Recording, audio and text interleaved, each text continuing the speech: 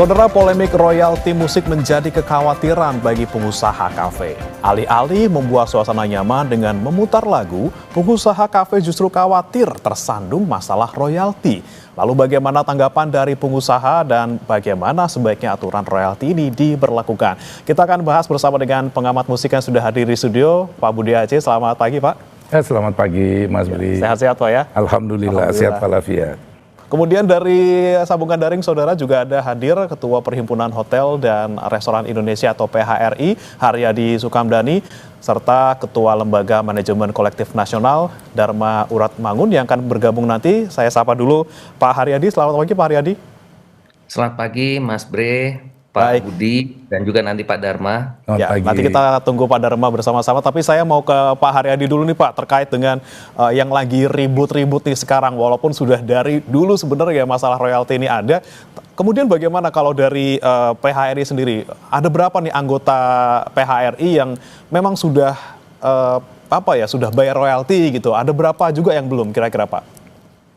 Anggota kita itu sekitar 4.000 lebih ya Mas ya. Nah, saya tuh belum ada data persisnya berapa yang sudah mereka itu mengikuti mengikuti pembayaran royalti baik secara tahunan maupun bulanan. Tapi yang kami lihat dari pembicaraan dengan Badan Pengurus Daerah itu memang keluhan dari anggota-anggota kami yang tersebar ini itu memang rata-rata itu mereka merasa keberatan dengan besaran tarif. Satu itu, kedua juga mereka merasa keberatan karena ditagih yang berjalan sebelumnya gitu loh Mas.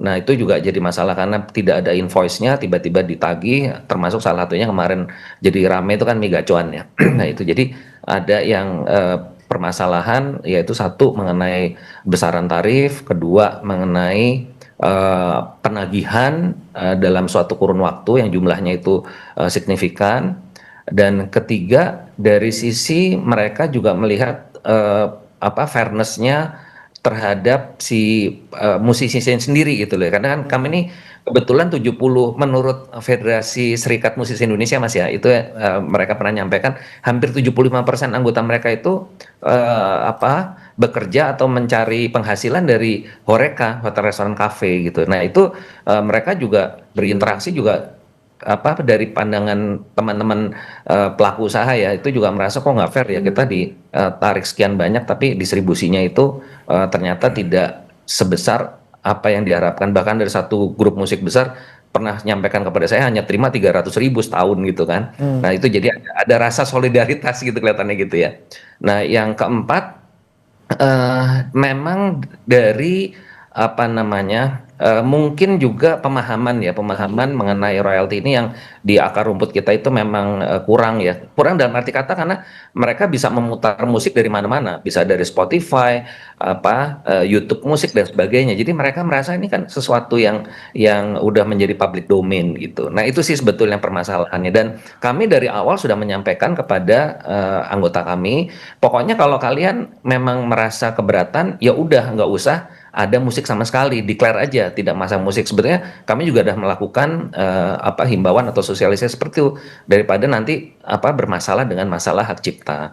Oke. Demikian Mas. Tapi kalau misalnya dari 4.000 anggota PHRI ini, Pak Haryadi, kira-kira memang apakah mereka ini sudah tahu semua, atau sebenarnya tadi di akar rumput itu sebenarnya banyak juga mereka yang belum tersosialisasi, atau bahkan beberapa yang saya lihat juga di beberapa media lain, mereka mengaku loh selama ini saya nggak tahu, saya puter-puter aja karena kan saya sudah taunya udah bayar platform digital, udah langganan gitu, ya udah. Tapi mereka baru tahu ternyata harus bayar copyright ya, seperti itu.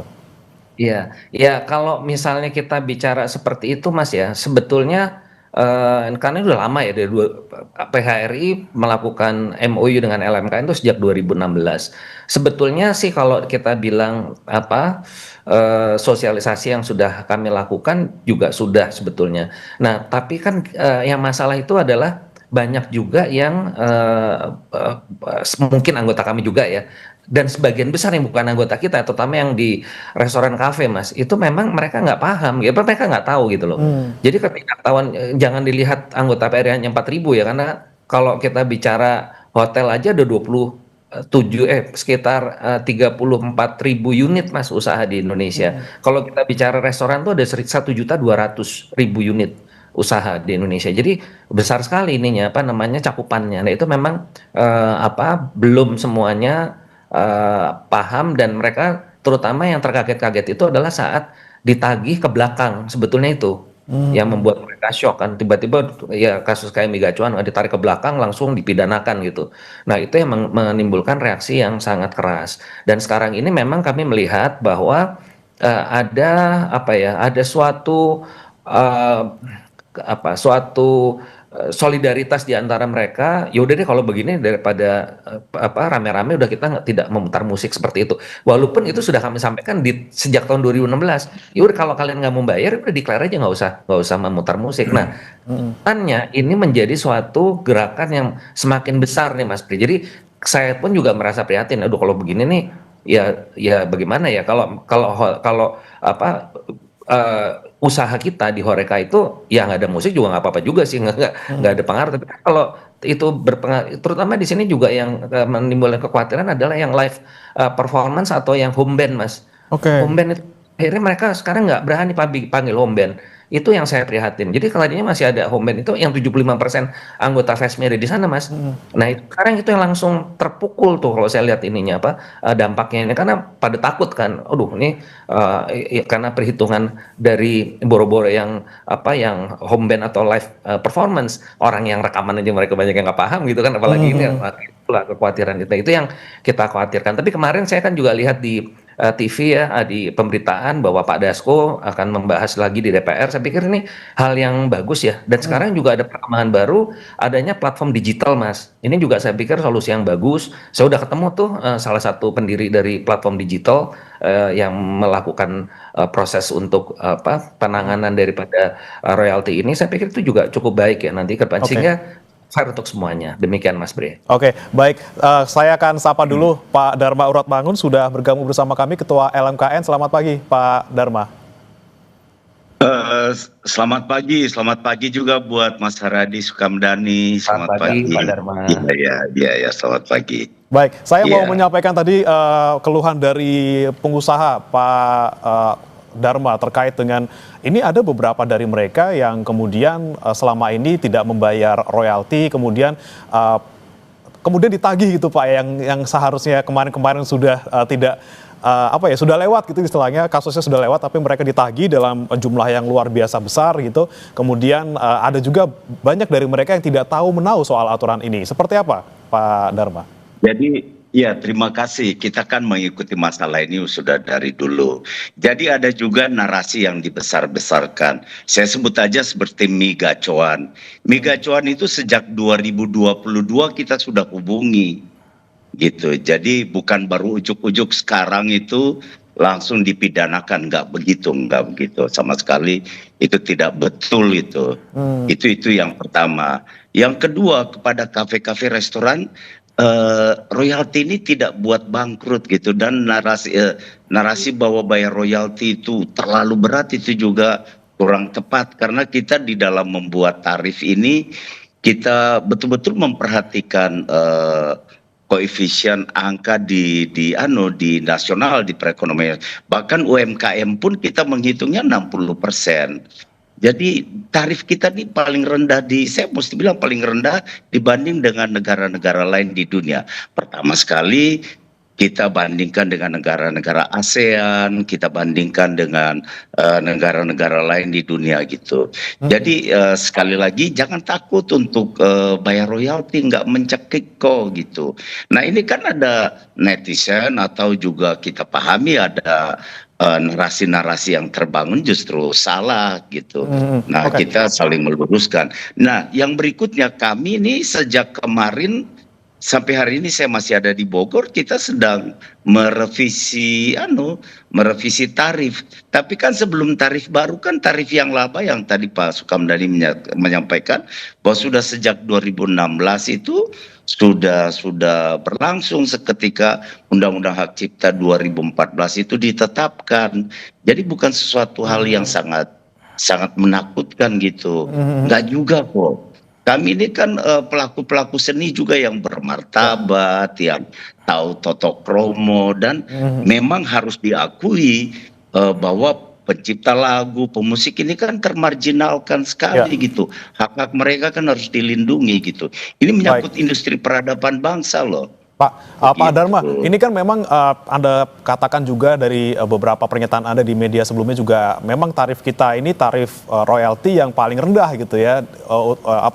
Kita bicaranya tarifnya rendah gitu dibandingkan negara lain, tapi masih ada tadi kata Pak Haryadi yang merasa bahwa tarif ini masih terlalu mahal gitu, apalagi kan dihitungnya per kursi 120.000 per tahun gitu ya, dengan tidak melihat mungkin skalanya gitu, skala usahanya seperti apa. Nah, ketika Anda melihat Pak Dharma, ada skala yang berbeda, misalnya usaha yang A seperti ini, usaha B seperti ini, dengan tarif yang rata seperti itu. Bagaimana kemudian keadilan tarifnya ini, Pak?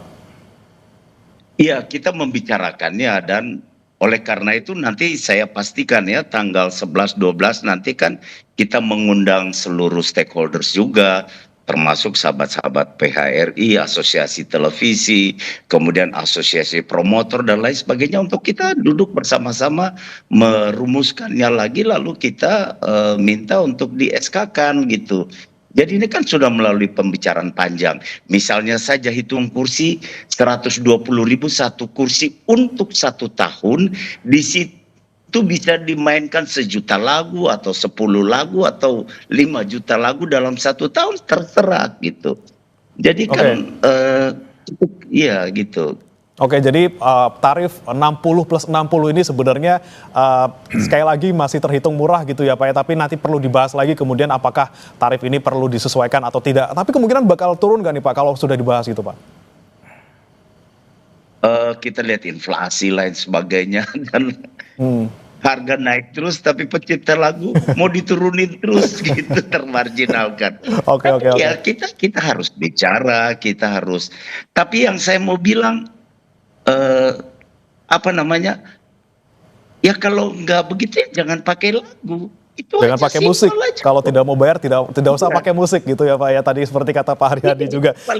Oke, baik, saya kemudian saya ke Pak Budi dulu nih. Pak Budi, kita kan lihat ini masalah royalti sepertinya tidak selesai-selesai gitu ya. Dari zaman dulu sampai sekarang, yang kita mungkin dari dulu masalahnya kalau fisik kan nggak terlalu gimana ya, orang udah beli dengan fisiknya, oke, itulah uang yang diterima oleh musisi. Tapi sekarang dengan bergeser ke digital, ini kemudian banyak sekali yang kemudian masih memasalahkan gitu. Di digital ini susah sekali dapat royaltinya, apalagi dengan yang performing rights kemarin yang Agnes Monica, kemudian Vidi Aldiano. Ini Anda melihatnya masalah royalti ini seperti apa nih? Iya, terima kasih banyak Kompas TV, Mas Bre, Bung Dharma dan juga Mas Haryadi. Apa yang kita lihat hari ini sebetulnya itu menunjukkan bahwa ada ketidaksamaan dalam cara pandang terhadap royalti. Tadi terbukti Mas Haryadi bilang di kalangan anggotanya yang katakanlah itu mencapai jutaan ya, ada hotel, restoran, karaoke dan kafe dan sebagainya, itu memiliki cara pandang yang berbeda tentang royalti. Lalu tadi Bung Dharma juga bilang bahwa angka yang disajikan ini relatif murah dibanding Jepang, Korea, dan juga Australia, tetangga kita. Apalagi dibanding dengan Amerika misalnya. Tapi menurut hemat saya, maka saya nggak ingin ngajak mundur untuk memikirkan soal royalti ini. Tapi menurut saya, cikal bakal, sumber masalah dari royalti kita hari ini, yang kalau kita ngelihat undang-undang dirilis 2014, itu justru ada pada cara pandang kita. Jadi mindset masyarakat, semua pelaku industri musik, para pencipta lagu, musisi dan sebagainya, semuanya itu melihat royalti ini dengan cara pandang yang berbeda-beda.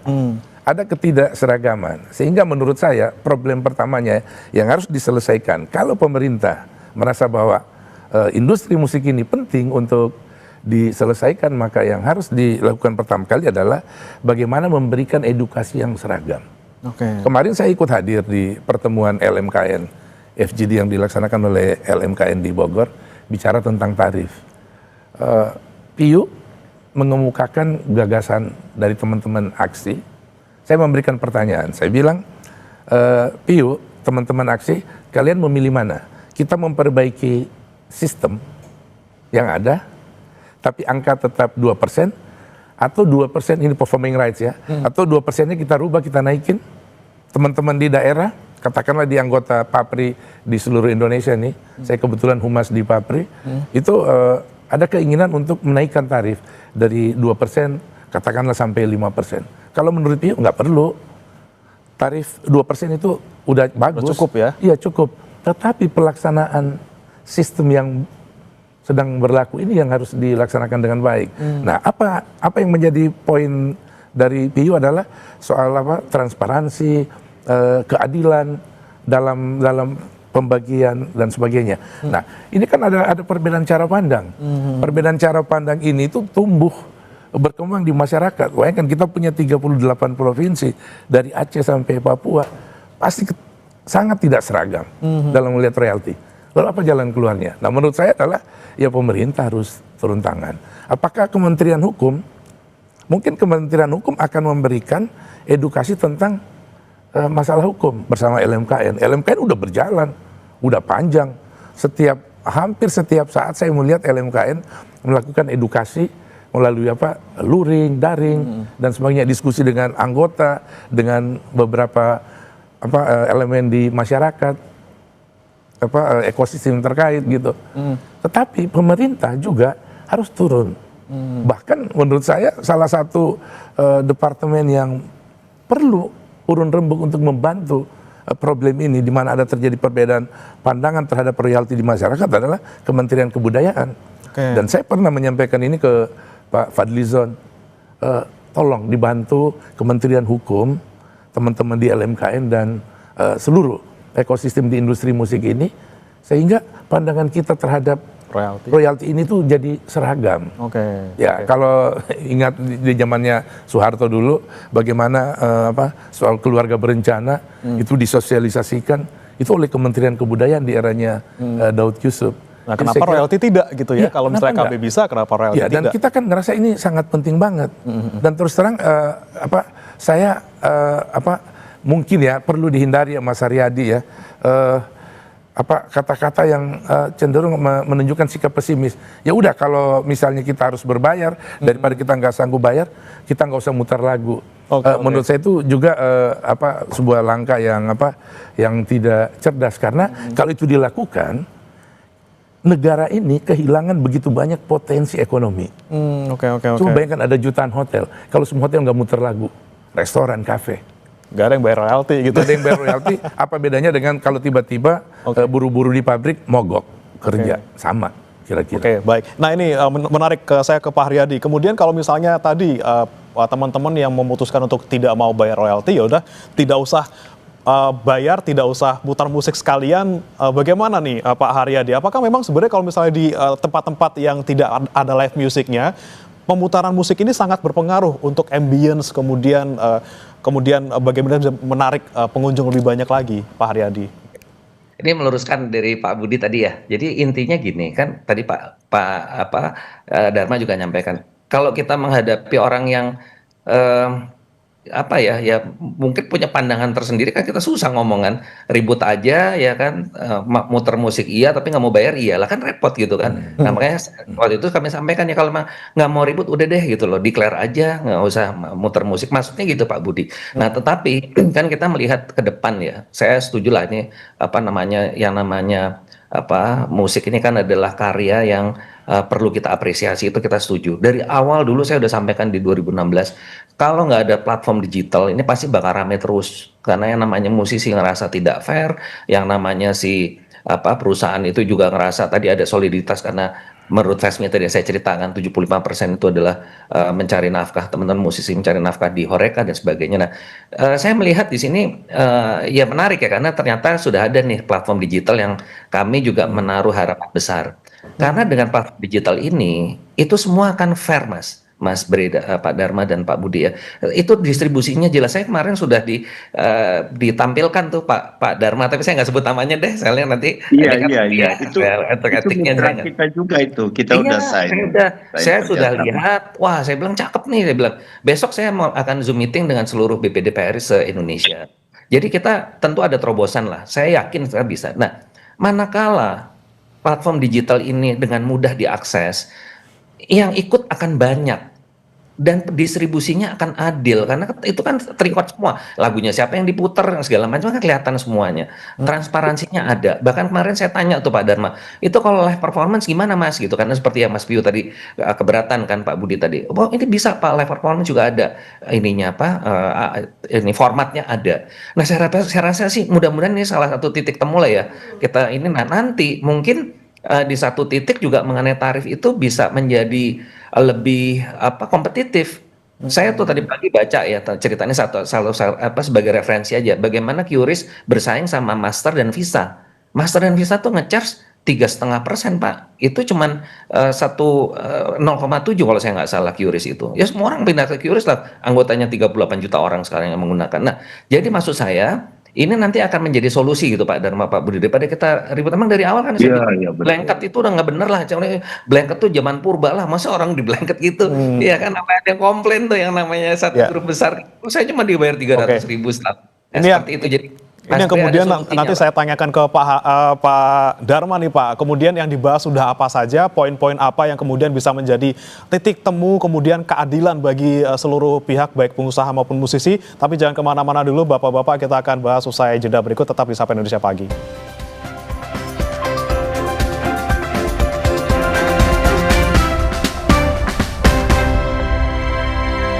Bersama kami di Sapa Indonesia Pagi, saudara, kita masih membahas terkait polemik royalti bagi kafe dan juga restoran yang saat ini sedang menjadi pembahasan di mana-mana karena ada satu kasus di Bali.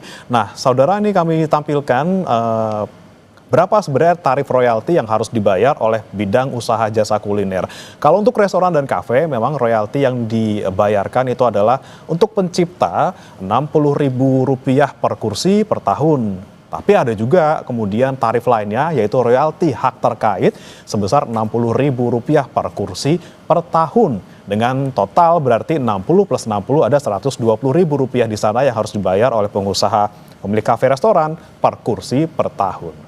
Saya akan kembali ke Pak Dharma. Ini berarti benar ya Pak ya, 60 plus 60 Rp120.000, kemudian itu berarti flat untuk semuanya, terkecuali mungkin ada beberapa, misalnya ada yang mengajukan UMKM gitu ya, akan didiskon gitu tarifnya. Betul seperti itu Pak? Begini, 60 hak cipta itu untuk pencipta lagu dan pencipta liriknya. Kemudian hak terkait itu penyanyi, pemusik, dan produser fonogram. 3 komponen itu menjadi satu 60.000 itu. Nah itu yang pertama. Yang kedua,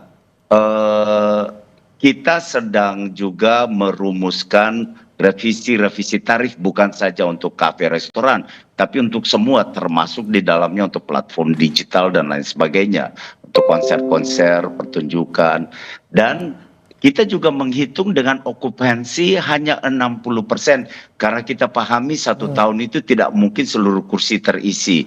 Ada bulan puasa, ada hari-hari yang tidak terisi, sehingga maksimal 60% gitu.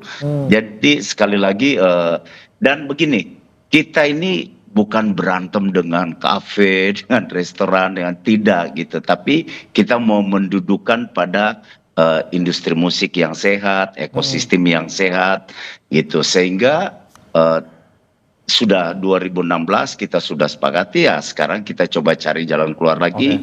Kita melihat kondisi yang ada sehingga kita menginisiasi untuk membuat pertemuan ini, dan sudah saatnya kita evaluasi. Setelah 2016 ke 2025 ini kan perlu dievaluasi lagi. Baik. Gitu. Saya sebelum ke pertemuan yang diinisiasi oleh LMKN ini Pak, saya mau nanya dulu sebenarnya teknis di lapangan itu seperti apa sih Pak? Misalnya adakah misalnya orang-orang ataupun personel dari LMK yang random checking misalnya ke kafe restoran, ini yang belum bayar yang kemana, kemudian oh ini lagi muter musik udah bayar apa belum, kemudian seperti apa sih Pak pengawasannya kalau di lapangan sendiri? Apakah memang hanya terima laporan kemudian ditindak, atau memang ada itu tadi pengecekan satu persatu ataupun random sampling gitu Pak?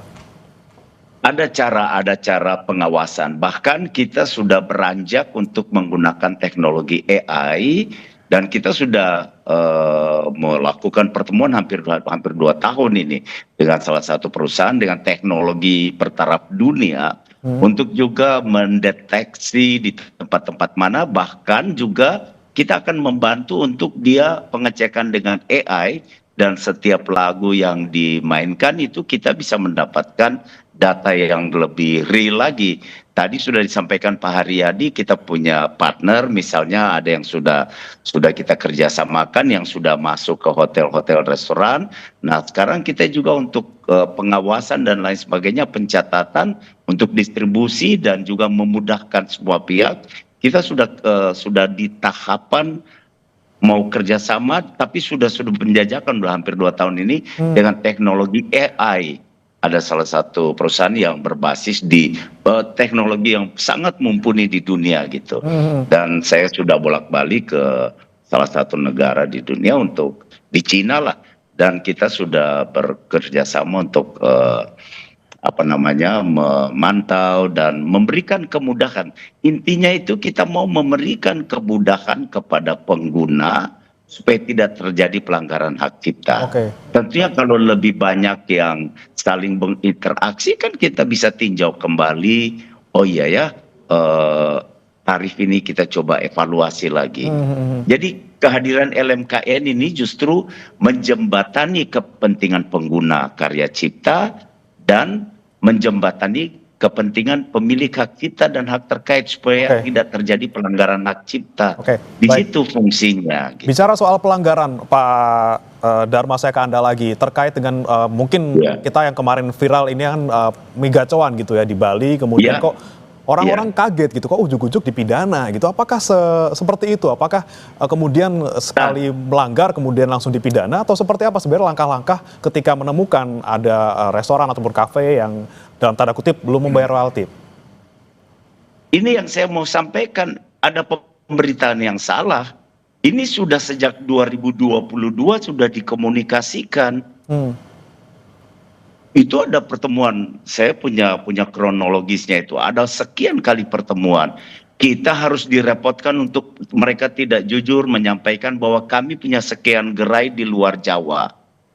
Kemudian ini dimanage oleh perusahaan mana saja. Apakah menggunakan lagu atau tidak? Anda cari aja. Nah untuk itu kan kita kirim petugas kemana-mana juga gitu. Jadi sudah sejak 2022 hingga 2025 yang pada akhirnya dengan berat hati kami mengambil langkah hukum. Langkah hukum ini baik supaya ada kepastian hukum buat mie gacoan dan ada kepastian hukum buat pemilik hak cipta. Itu aja kok. Sudah ada langkah-langkah sebelumnya sampai kemudian harus terpaksa gitu ya pakai pidana karena memang ada pelanggaran terus berkali-kali. Baik, saya mau ke Pak berat hati gitu. Akhirnya kita tempuh jalur itu. Baik, saya mau ke Pak Haryadi lagi, ini terkait dengan pengawasan, kemudian ada tadi indikasi kalau misalnya ada pelanggaran, bagaimana tindakannya. Dari Pak Haryadi sendiri melihatnya seperti apa, Pak Haryadi? Ya, memang kalau seperti yang disampaikan Pak Dharma ya, sudah diberitahu apa yang bersangkutan tidak mengindahkan ya, artinya kan orangnya udah tahu deh, itu ceritanya kan beda. Tapi memang di lapangan itu yang sempat kami dapat informasi, memang sebagian itu juga tidak mendapatkan informasi. Jadi artinya basisnya itu kan invoice sebetulnya gitu ya, ada invoice bayar. Nah itu masih ada juga kita temukan seperti itu Pak Dharma. Jadi ini yang mungkin nanti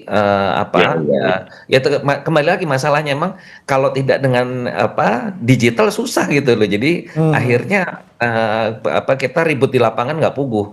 Dan juga tadi termasuk yang merasa belum tersosialisasikan itu juga PR juga nih Pak Dharma. Ini saya kebetulan lagi di Bandung nih Pak, di Bandung lagi ada. Pak Haryadi, tapi kalau sekali lagi saya ingin pastikan lagi, dengan angka 120.000 kemudian dengan skala usaha yang berbagai macam, ini sebenarnya membebani tidak untuk para pengusaha kafe maupun restoran?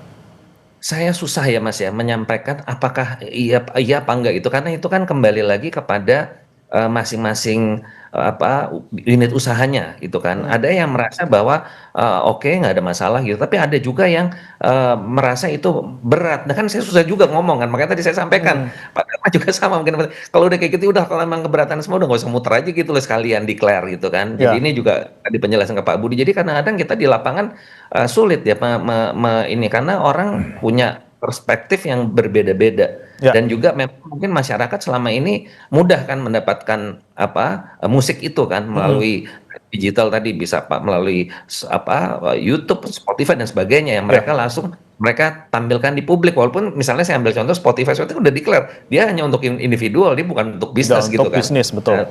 Itu kan jadi masalah gitu. Nah ini yang pemahaman di lapis bawah itu di akar rumput kita itu tidak semuanya memahami. Nah, Lagi-lagi ini dengan yang jumlah yang sangat banyak ya Pak ya, kafe dan restoran, kemudian pengetahuan yang bermacam-macam, skala yang bermacam-macam, ini sangat rumit gitu ya di lapangan. Saya mau ke Pak Budi lagi. Pak Budi, ini kan kita bicara lagi-lagi nih soal royalti. Iya. Mungkin royalti bukan satu-satunya sumber penghasilan dari musisi gitu ya. Mereka bisa dibayar karena mereka tampil off air, mereka dibayar tampil on air gitu ya. Tapi kemudian seberapa besar sih sebenarnya royalti itu berpengaruh ataupun skalanya terhadap penghasilan seorang musisi, dan kemudian sejauh ini bagaimana kemudian di lapangan pelaksanaannya itu Pak, yang saya pengen tanyakan, apakah memang mereka mendapatkan haknya selama ini dari LMKN gitu, mereka sudah dibagi secara fair atau seperti apa sebenarnya dari suara musisi ini? Ya, kalau yang saya amati sejak Undang-Undang Hak Cipta dirilis 2014 itu sebetulnya pembayaran terhadap hak royalti semua pencipta lagu, semua mereka itu udah menikmati dengan apa? Dengan relatif sampai ya kepada mereka. Tapi beberapa ada keluhan-keluhan, saya kira disitulah problem. Biasanya keluhannya kemana tuh Pak dia tuh? Apakah jumlahnya Gini, tidak sesuai? ya ada keluhan jumlah, terus ada pembayaran yang tertunda dan sebagainya. Ini kan komunikasi di antara pihak ya, LMK, hari ini ada LMKN gitu sebagai sebagai lokomotif dari semuanya gitu. Jadi user dan pencipta. Nah, harusnya LMKN yang ada di tengah ini kan menjaga nih harmoni nih antara dua nih, user dan para pencipta. Nah, saya berpikir bahwa saatnya ini soal royalti ini itu benar-benar harus dilihat secara komprehensif. Jadi misalnya gini Mas, kita sekarang membahas soal ini itu kasuistik ya. Sekarang kasus Horeca nih, hotel, restoran, karaoke. Kemarin aksi itu membahas kasus masing-masing personil ya. Katakanlah Ahmad Dhani dengan Once, alhamdulillah itu udah lewat. Terus Rika Ruslan dengan The Groove dan teman-teman yang lain ya. Posan Tobing dengan Kotak dan sebagainya. Nah, alhamdulillah soal ini udah selesai. Reda. Kenapa? Karena ada diskursus di antara mereka, dialektika terus berjalan. Dan saya bilang kemarin ke Bung Dharma, saya senang banget Bung Dharma hari ini menghadapi kondisi ini tuh dengan wise gitu. Biasanya kan Bung Dharma ini meledak-ledak. Hari ini juga. Betul ya Bung Dharma ya? Iya, saya senang banget Bung Dharma. Sampai kemarin di Bogor itu Mas Chandra Darusman memuji kalau nggak ada kepemimpinan yang kuat, yang kuat seperti yang ada di sosok Bung Dharma ini, saya kira ini akan repot. Ini poinnya adalah gini, royalti ini. Coba gini, saya ingin ngajak nih melalui Kompas TV ya, ngelihat problem royalti itu bukan hanya di Jakarta. Jangan ngelihat industri musik kita itu, Jakarta itu pusatnya, tapi pilarnya itu kan ada di 38 provinsi. Kalau ingin industri musik Indonesia ini tegak, berdiri, bersaing dengan Korea Selatan, hidupkan 38 provinsi. Maka saya orang yang sangat takut kalau tiba-tiba semua hotel, semua karaoke tiba-tiba memutuskan diri untuk nggak mau mutar ini. Saya kemarin jalan-jalan di salah satu mall di Jakarta, sekarang mereka udah mutar suara burung. Tapi jangan lupa ada copyrightnya juga. Ya, tapi ada ya fonogram ya, ada copyrightnya juga sama aja. Jadi kasus ini lagi Mas, saya ingin tambahin. Jadi selain kasus di Jakarta, di Indonesia ini ada hal yang belum kita tuntaskan, kita tunaikan dalam kerangka Undang-Undang Hak Cipta. Yaitu ada pasal yang menyebutkan bahwa kita harus membayar royalti terhadap mereka yang memproduksi video musik, video klip.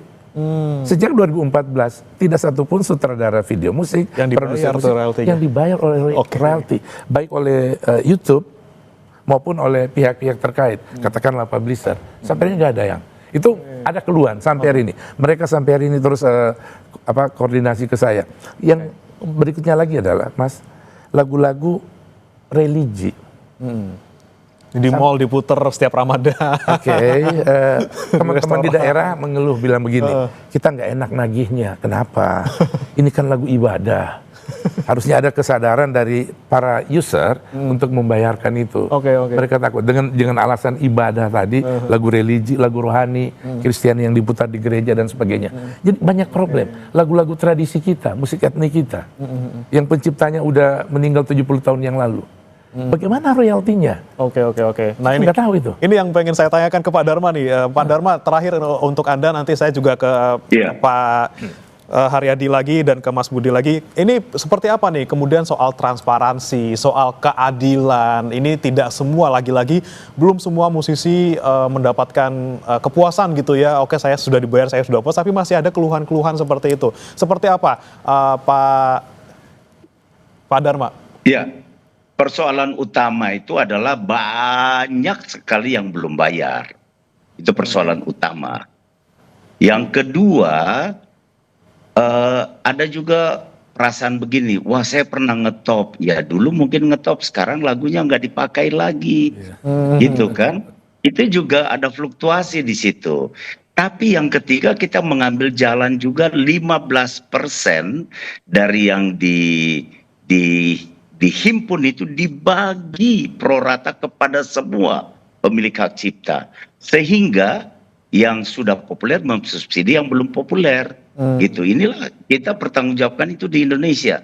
Karena karya cipta lagu itu dijamin seumur hidup, bahkan ketika meninggal ahli waris mendapatkan hak moral dan hak ekonomi itu sepanjang 70 tahun. Sedangkan hak terkait itu ketika masih hidup mendapat hakannya, kemudian setelah meninggal dan berpulang itu dijamin 50 tahun. Oleh karena itu dia fluktuatif, hari ini tidak ngetop, mungkin sudah meninggal sepanjang 70 tahun dia ngetop lagi, dia hidup lagi repertoarnya. Jadi sekali lagi itu tadi betul Pak Haryadi bilang, kita akan beranjak dari waktu ke waktu dengan menggunakan sistem digital sehingga pencatatannya lebih akurat gitu. Inilah yang sedang kita tempuh bekerja sama dengan teknologi AI sehingga dapat mendeteksi, mencatat dan memberikan akurasi validasi terhadap hak-hak yang harus didistribusisikan. Kira-kira begitu. Jadi termasuk kita juga dari membahas bersama dengan ini apa ya, pengusaha dan juga pemilik hak ciptanya. Wajib harus kita duduk bersama gitu. Baik. Kemudian saya ke Pak Haryadi, singkat saja Pak Haryadi, harapan Anda terutama untuk pengusaha restoran maupun hotel yang lagi-lagi sekarang ini lagi khawatir karena masalah royalti. Seperti apa harapan Anda, Pak? Ya, harapan saya adalah bahwa dengan ramainya lagi ya situasi ini membuka pemahaman kita lah terhadap situasi yang ada, sehingga kalau memang para pelaku itu mempunyai masukan-masukan yang dapat kami sampaikan, juga nanti kami sangat terbuka sebagai salah satu channel untuk berkomunikasi dengan para pihak lainnya, sehingga kita bisa menemukan suatu titik temu yang terbaik lah. Karena memang saat ini yang paling banyak dimunculkan atau dikeluarkan itu adalah masalah tarif untuk yang di akar rumput yang terbanyak ini ya. Tapi saya sendiri juga terus terang juga masih berproses seperti apa sih sebetulnya yang paling fair untuk semua pihak. Dan tentunya harapan kami juga dengan LMKN untuk jangan buru-buru pidana gitu Pak Dharma, karena haknya juga luar biasa. Mungkin ada kita inilah, karena nanti kalau udah viral ini tambah salah paham lagi Pak, orang jadi malah kan takut. Itu yang sebenarnya tadi dikhawatirkan oleh Pak Budi tadi. Demikian Mas. Lagi-lagi duduk bersama semua pihak, jangan sampai satu pihak merugikan yang lain atau sebaliknya gitu ya, sama-sama mendapatkan bisa memanfaatkan hak cipta ini dengan optimal gitu, sama-sama punya andil di sana, punya keuntungan di sana juga. Terima kasih Bapak-bapak sudah hadir. Ada Pak Budi sudah bergabung bersama kami di studio, kemudian Pak Haryadi dan juga Pak Dharma melalui sambungan Zoom. Selamat pagi, terima kasih Bapak-Bapak. Terima kasih. Pak Dharma, Pak Budi, ya, Mas Brit. Terima kasih. Mari kita susun